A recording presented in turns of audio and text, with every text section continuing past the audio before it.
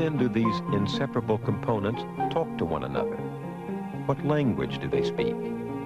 Candace Pert, a neuroscientist formerly with the National Institute of Mental Health, has mapped the chemicals which she believes may carry the messages, the neuropeptides. Now, what is a neuropeptide? Peptides are strings of amino acids strung together very much like pearls strung along in a necklace. And a neuropeptide is a peptide that was first found in the brain, but then later on we found that they were everywhere, and that these molecules are being released from one place, they're diffusing, they're binding, and they're tickling these receptors that are on the surface of cells. Every cell in your body is encrusted with receptors of various types. Like a satellite dish that's receiving a signal. Facing outward like a satellite dish and receiving, putting out their little antenna and receiving what's coming in. Everything in your body as it's running is being run by these messenger molecules. What do you mean by that? Well, the cells have to talk to each other, otherwise the whole organism can't hang together. And the cells have to talk.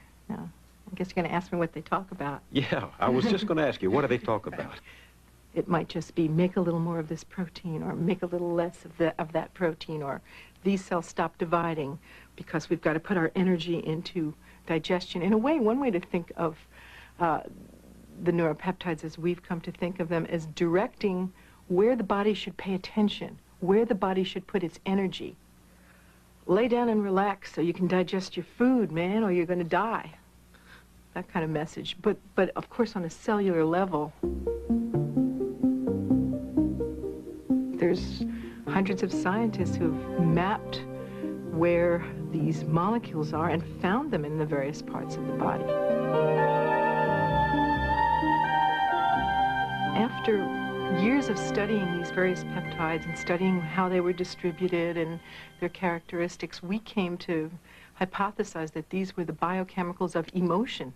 Biochemicals? The biochemicals of emotion. We were nervous to call them that, and it took us 15 years of research before we dared to call them that, but they were found in the parts of the brain that mediated emotion. They control the opening and closing of your blood vessels in your face and the flushes of emotion.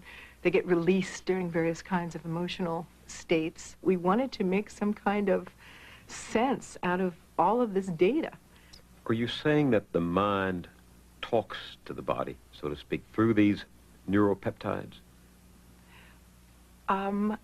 Why are you making the mind outside of the body?